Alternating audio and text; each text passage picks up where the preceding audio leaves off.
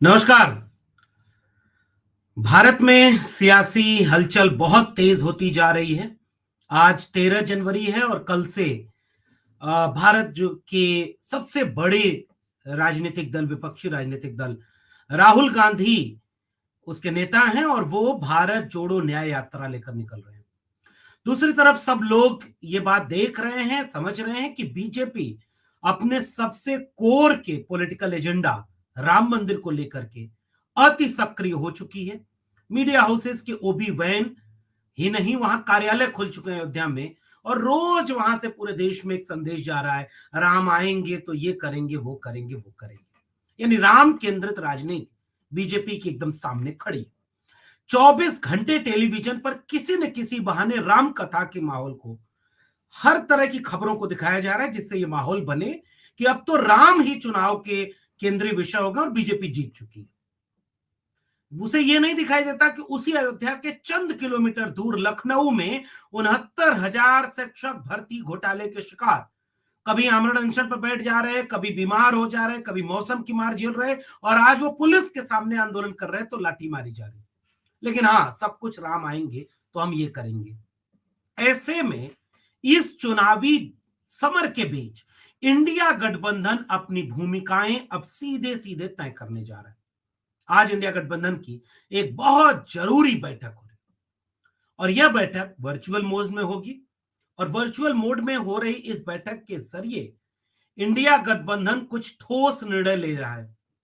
अभी अपुष्ट खबरें आ रही हैं और पूरी तरह से यह तय होता दिख रहा है कि जिस इंडिया गठबंधन के ऊपर यह बात कही जा रही थी कि वो टूट जाएगा, बिखर जाएगा, कमजोर पड़ जाएगा, सब लड़ जाएंगे आपस में, उसे धता बताते हुए अब जैसे उदाहरण के तौर पर नीतीश कुमार, उदाहरण के तौर पर मायावती जी, उदाहरण के तौर पर ममता बनर्जी के साथ सीट शेयरिंग, मीडिया दिन रात यह खबर दिखा रहा है कि गठबंधन टूट गया, ये हो गया, वो हो गया, सब कुछ बिखर गया।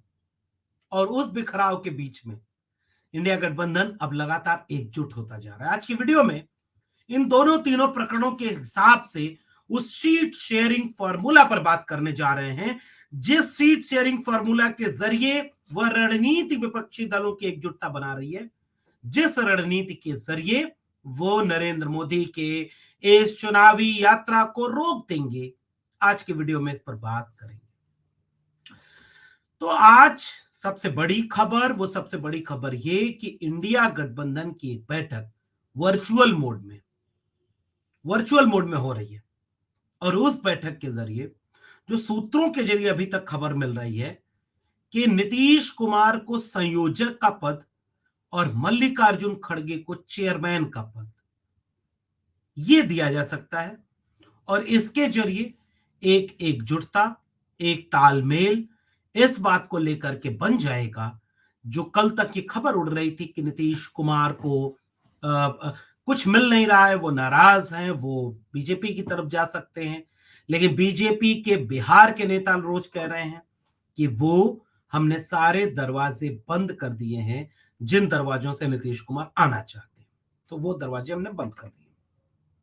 तो आज की बैठक में एक बड़ा कदम, बड़ा निर्णय कि नीतीश कुमार अगर संयोजक की भूमिका में आ गए तो वो एकजुटता एक मुश्त हो जाएगी और इस एकजुटता के जरिए फिर से मैं रेखांकित करना चाह रहा हूं कितना कुछ साधा जाएगा। बिहार से ही शुरू करते हैं। आज 13 जनवरी है।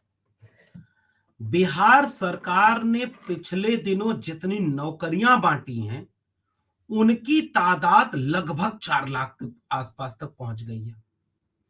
आज 13 जनवरी के दिन बिहार के गांधी मैदान, पटना के, बिहार की राजधानी पटना के गांधी मैदान में एक बड़ा कार्यक्रम हो रहा है और वह कार्यक्रम हो रहा है 1,10,000 शिक्षकों को शिक्षक भर्ती के बाद नियुक्ति पत्र बांटना। 1,10,000 उनको शिक्षकों को नियुक्ति पत्र दिया जा रहा है आज 13 जनवरी को।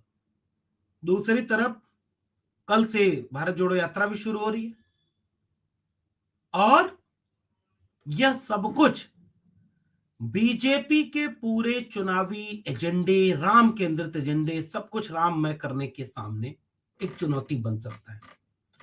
तो वो नीतीश कुमार उत्तर भारत में ही 5 रैलियां करके 5 बार अगर ये सवाल पूछ दिए, वो तेजस्वी यादव ने 5 बार केवल ये सवाल अगर पूछ दिया 5 अलग अलग जगहों पर, हमने कहा था 1 साल में 10 लाख नौकरी देंगे, शुरुआत में ही अपनी सरकार बन जाएगी तो 1 साल में 5 लाख नौकरी दे दी। बताएं नरेंद्र मोदी कि 2 करोड़ रोजगार प्रतिवर्ष देने के वादे के साथ आए थे, 10 साल में 20 करोड़ रोजगार कहां दिया? ये नरेंद्र मोदी से पूछेंगे नीतीश कुमार। कल्पना करिए कि इसके बाद की राजनीति किस दिशा में जाएगी। ध्यान से समझिए इस पूरे प्रकरण को। वो नीतीश कुमार एक सवाल पूछेंगे कि हमारे पास मौका मिला तो हमने क्या किया? हमने जाति जनगणना करा करके जाति जनगणना के बाद जिसको जितना हक है उसको उतना हक दे दिया, और खुद को ओबीसी बता करके ओबीसी नाम पर वोट मांगने वाले प्रधानमंत्री नरेंद्र मोदी जी ने क्यों जाति जनगणना कराने के सवाल पर यह कहा कि जाति केवल गरीब अमीर की होती है? यह सवाल पूछा जाएगा। शिक्षा का सवाल पूछा जाएगा। विश्वविद्यालय बनाए जा रहे हैं, आपने कितने आईआईएम, कितने आईआईटीज बनाए? हर साल एक कहने वाले लोग जब बता रहे थे तो पता चला कि 5 साल में भी उतनी तादाद नहीं बनी है शिक्षक उसकी, जितना कि इन्होंने ये घोषणा कर दी थी कि हम 1 साल में ही बना रहे हैं। ये एक चीज क्लियर नैरेटिव चेंज करने वाली होगी अगर नीतीश कुमार इस तरीके से चल कर के सामने आकर के सीधे सीधे ये सवाल पूछ देंगे कि बताइए नौकरी, शिक्षा और उसके बाद कितना आपने जाति जनगणना के मुद्दे पर क्यों आपने पलटी मारी, क्यों आपने विरोध किया, क्यों आप नहीं कर रहे जाति जनगणना, क्यों आप इसको लेकर के विरोध में खड़े हैं? इससे पूरे देश की राजनीति ठीक ठाक बदलने की दिशा में चली जाएगी। तो और मल्लिकार्जुन खड़गे यह कहते हुए कि भाई नरेंद्र मोदी जी ने झूठ बोला, दूसरी तरफ राहुल गांधी, अन्याय किया नरेंद्र मोदी ने, बीजेपी ने, और हम न्याय यात्रा निकाल रहे हैं। आप समीकरण देखिए, ये इंडिया अलायंस का एक बड़ा कदम होने जा रहा है और आज ये ठोस रूप में सामने आ रहा है, और उसके बाद कम से कम विपक्षी दलों की एकजुटता को एक बहुत बड़ा आधार मिलने जा रहा है नीतीश कुमार के रूप में। ओबीसी नरेंद्र मोदी को ओबीसी नीतीश कुमार सवाल पूछते हुए नजर आएंगे। जाति जनगणना के विरोध करने वाले नरेंद्र मोदी के सामने जाति जनगणना के लाभ के साथ उसकी कामयाबी के किस्से सुनाते हुए नीतीश कुमार नजर आएंगे। 2 करोड़ रोजगार का वादा करके 10 करोड़ लोगों, 10 साल में 20 करोड़ नौकरी देने का वादा झूठा कह करके नीतीश कुमार अपने 5 लाख नौकरियों को सामने रख करके नरेंद्र मोदी के सामने चुनौती बनते हुए नजर आएंगे। और ये बदलाव इंडिया गठबंधन के ठीक ठाक, और सीट शेयरिंग हो रही। कल्पना करिए भाई, शुरुआत होती, मीडिया कैसे दिखा रहा है कि 11 सीटें तो लेफ्ट दल मांग रहे हैं, 21 सीटें कांग्रेस मांग रही है, 17 जेडीयू आरजेडी मांग रही है, 50-55 से ज्यादा सीटें हो गई। अरे इनमें कोई तालमेल नहीं बनेगा, नीतीश कुमार नाराज होकर किनारे हो जाएंगे। इन सारी चीजों को किनारे करते हुए आज की बैठक के बाद मुझे लगता है कि ठोस रणनीति बनाकर 40 सीटों में से 15, 16 का अगर ले लिया जेडीयू और आरजेडी ने, 2 सीटें लेफ्ट पार्टियों के पास, 4 सीटें जो है कांग्रेस, 4 से 5 सीटें, और मुझे लग रहा है कांग्रेस अब इस बात को समझ रही है कि उसे भी बड़ा दिल कैसे दिखाना है और वो रास्ते निकालने के लिए तत्पर है। अब दूसरा सबसे बड़ा राज्य उत्तर प्रदेश। उत्तर प्रदेश में यह खबर आ रही है कि 15 जनवरी यानी आज से एक दिन बाद, परसों, कांग्रेस के कुछ बड़े नेता मायावती जी से मिलने जा रहे हैं और उम्मीद यह है कि वहां भी कुछ तालमेल बन जाएगा। बीते दिनों उत्तर प्रदेश की राजनीति में फिर से विपक्षी दलों के बीच फूट डालने की बात को ताड़ बना करके, तिल का ताड़ बना करके, राई का पहाड़ बना करके कैसे पेश किया गया। अखिलेश यादव ने एक बयान दे दिया था कि अगर वो आ जाएंगे तो उसके बाद की गारंटी कौन लेगा। तो कांग्रेस पार्टी और आरएलडी ने यह कहा कि गारंटी हम ले रहे हैं, चलिए बात करेंगे। अखिलेश यादव का एक दो दिन बयान क्या आया, मायावती जी हमारी सम्मानित नेता हैं, मायावती जी पर हमारी पार्टी का एक भी नेता एक भी शब्द नहीं बोलेगा। यह बात किसने कही? समाजवादी पार्टी के प्रमुख अखिलेश यादव जी ने। तो मीडिया जो खबर उड़ा रही थी कि अब टूटा गठबंधन की टप टूटा, उत्तर प्रदेश में तो सपा बसपा आपस में लड़कर के बिखरेंगे, अब वो रास्ता बनता दिख रहा है कि उत्तर प्रदेश में एक नए सिरे से सीटों के बंटवारे का मामला क्लियर होता दिख रहा है। अब कल्पना करिए, अब उत्तर प्रदेश में फोकस करता हूं और इंडिया गठबंधन के सीट शेयर के जरिए हम आपसे एक दृश्य आपके सामने रख रहे हैं। ध्यान से समझिएगा इसको। उत्तर प्रदेश, अयोध्या, मथुरा, काशी, तीनों इसी प्रदेश में। राम मंदिर निर्माण का केंद्रीय धुरी, पूरे एक महीने और उसके बाद लगातार इस प्रचार को चलाने वाला प्रदेश कि वहीं बन रहा है, राम आएंगे, हम अंगना सजाएंगे, सब चल रहा है। पता नहीं इस देश के वे हिंदू इस बात से क्यों नहीं आहत हो रहे, जो राम को लाए थे हम उनको लाएंगे। राम को कौन लाया था? राम किसके बुलाने पे आए थे?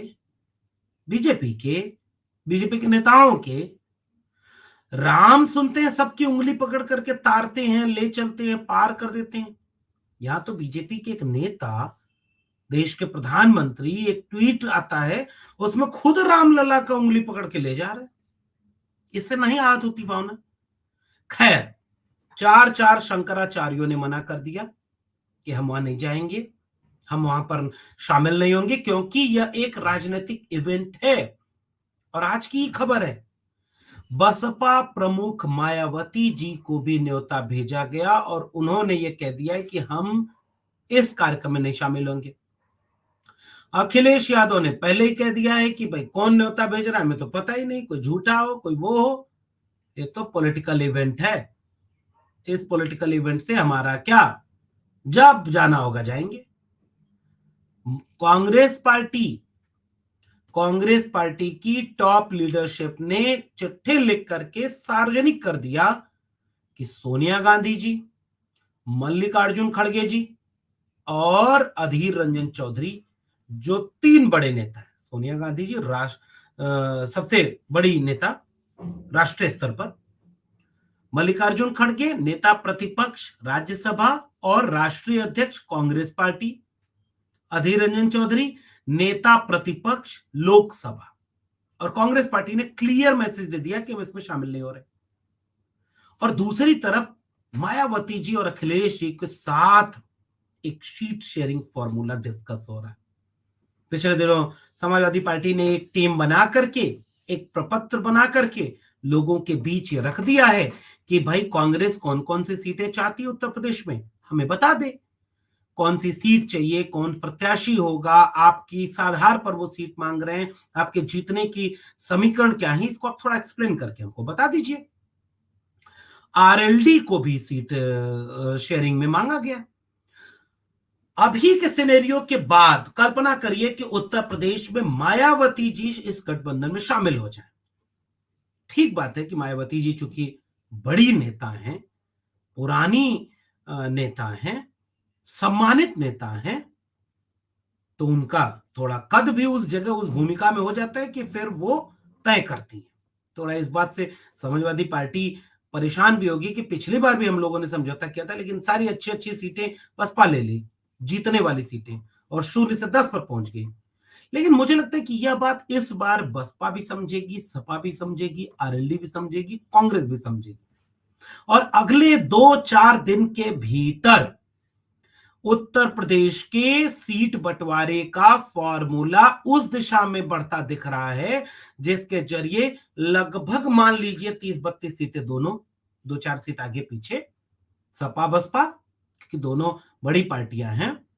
समाजवादी पार्टी नियमता से समाजवादी पार्टी को ज्यादा सीटें मिलनी चाहिए, क्योंकि एकदम ठीक सबसे करीब का जो चुनाव होता है आप उसके आधार पर सीटें मांगते हैं। क्योंकि अगर पुराने आंकड़ों के हिसाब से सीटें मांगे तो 2009 में कांग्रेस पार्टी के 21 सांसद उत्तर प्रदेश में जीत गए थे, और कांग्रेस पार्टी कहने लगे कि उन 21 सीटों पर हमें चाहिए। बसपा कहने लगे कि हमारा 2000 सपा कहने लगे कि 2009 में हम 36 सीटें ले आए थे, 36-37 सीटें हमारी, ऐसे करने लगे। बसपा अलग अपनी रणनीति बनाने लगे। लेकिन इन सारी चीजों के बीच मुझे लगता है कि तालमेल के हिसाब से एक रास्ता दिख रहा है जिसमें चंद्रशेखर आजाद के भी आने की गुंजाइश होगी। यह भी देखना दिलचस्प होगा कि मायावती जी के आने के बाद चंद्रशेखर आजाद का क्या होता है, और अगर एक दूरदर्शिता होगी तो सब मिलकर लड़ेंगे, वो भी रहेंगे। वो एक सीट नगीना से मांग रहे हैं, मुझे लगता है कि उनको एक सीट नगीना से आरएलडी के खाते से मिलने जा रही है। राष्ट्रीय लोक दल यानी जयंत चौधरी की जो पार्टी है उनसे उनका एक बहुत अच्छा टर्म, अखिलेश यादव का उनसे एक अच्छा टर्म, और उस रास्ते से एक सीट चंद्रशेखर आजाद को, 5 से 8 सीटें राष्ट्रीय लोक दल को, 5 से 8 सीटें कांग्रेस पार्टी को, और बाकी समाजवादी पार्टी और बसपा के बीच बंटता दिख रहा है। अब समेट लीजिए उत्तर प्रदेश और बिहार को, और तब देखिए कि क्या यूपी और बिहार भाजपा के रथ को फिर से रोक देंगे। ऐसा नहीं लग रहा आपको? क्या वाकई इंडिया गठबंधन का सबसे मजबूत किला यूपी और बिहार नहीं बन जाएगा? और तीसरी और सबसे महत्वपूर्ण बात, उत्तर प्रदेश और बिहार यह उत्तर भारत की और खासकर पूरे भारत की कह ले तो भी अतिशयोक्ति नहीं होगा, यह इस पूरे भारतीय राजनीति के नैरेटिव को चेंज करने का काम करते हैं। और ये बेल्ट वही है, पूरी उत्तर भारत की बेल्ट जो नैरेटिव चेंज करता है, और जहां बीजेपी आज की तारीख में सबसे मजबूत है। गुजरात थोड़ा उधर चले जाएं और इधर छोड़ दें तो वहां से लेकर के पूरा नॉर्थ इंडिया में बीजेपी सबसे मजबूत है। और इस नॉर्थ इंडिया के केंद्रीय धुरी कौन है? बिहार और यूपी। और अगर यूपी और बिहार में इंडिया गठबंधन इस रास्ते चल गया तो एक बार फिर से यूपी और बिहार भाजपा के चुनावी रथ को रोकने में कामयाब हो जाएगा। आज की बैठक उस दिशा में एक और पड़ाव बना रही है। और देखिएगा, मेरा एक वाक्य याद रखिएगा, उत्तर प्रदेश से हो सकता है 5-5 नेता चुनाव लड़ रहे हैं। खुद प्रधानमंत्री नरेंद्र मोदी, नीतीश कुमार, अखिलेश यादव, हो सकता है मायावती जी भी लड़ जाएं, और मल्लिकार्जुन खड़गे जी, राहुल गांधी। अब सोचिए उत्तर प्रदेश का चुनाव किस दिशा में जाएगा। आपका क्या मानना है नीचे कमेंट बॉक्स में बताइएगा। फिर मिलते हैं किसी और टिप्पणी के साथ, तब तक के लिए देखते रहिए 4 PM। बहुत बहुत धन्यवाद।